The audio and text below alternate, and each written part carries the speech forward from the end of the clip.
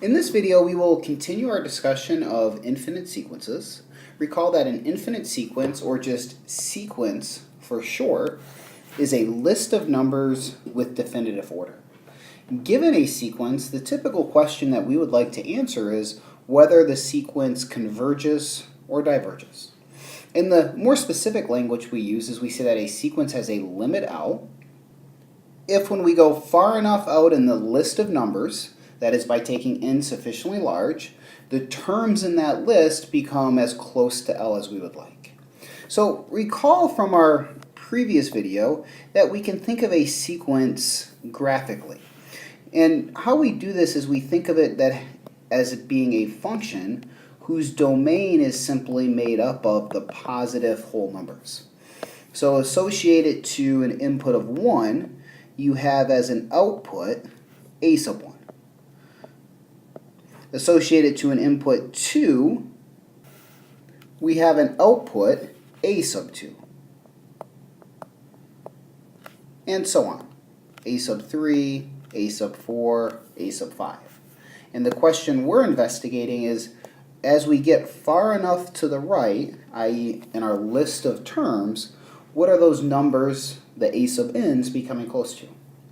A property that can be helpful for us is if the limit as n approaches infinity of the absolute value of the a sub n is equal to 0, then the limit as n approaches infinity of the sequence itself must also be 0.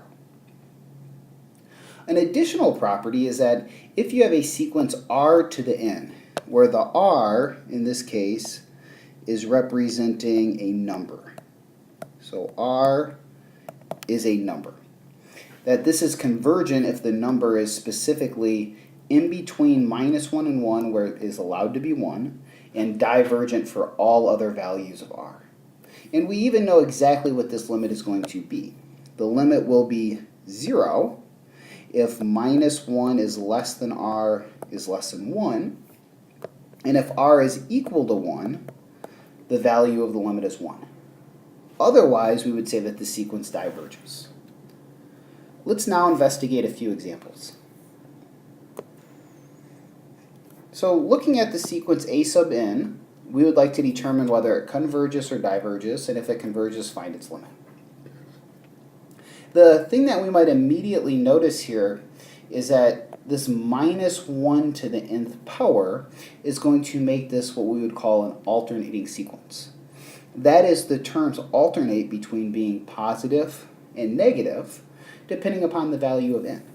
If we were to write out a few terms in our sequence, when we plug in 1, -1 to the 1 is negative.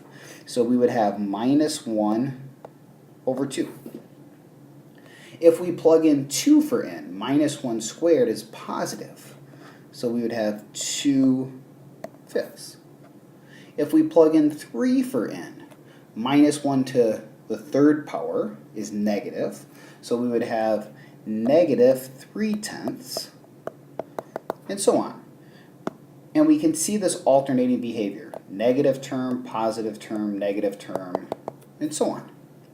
Now, in terms of thinking about this limit, it would be nice to think about it in terms of an associated function, but the -1 to a power isn't something we've had to deal with limits of functions. So what we are going to do is look at a property from our previous slide. If the absolute value of the a sub n's converges to 0, so does a sub n. Well, if we take the absolute value, remember n itself is always positive, so the only thing that might not be positive would be the -1 to the n, so the absolute value of a sub n would be n over n squared plus 1. And this is something which is familiar for us to evaluate. So the limit as n approaches infinity of n over n squared plus 1 equals 0. And the reason this equals 0 is as simple as saying because 2 is bigger than 1. So because the degree in the bottom is 2, which is larger than the degree in the top, which is 1. And what this implies for us from the previous slide is because the limit of the absolute value of this sequence is 0, that tells us that the limit now of the sequence is also equal to 0.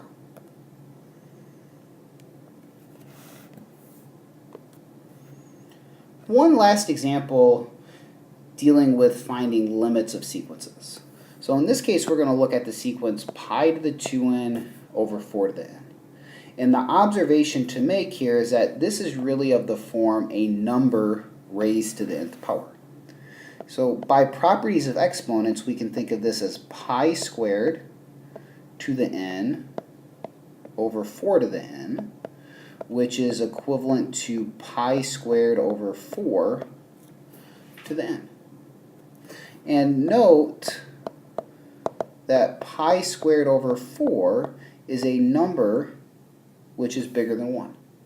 So from our previous property, we now know that the limit as n approaches infinity of pi to the 2n over 4 to the n is going to diverge because it's of that form r to the n with the value of r being pi squared over 4, which is bigger than 1.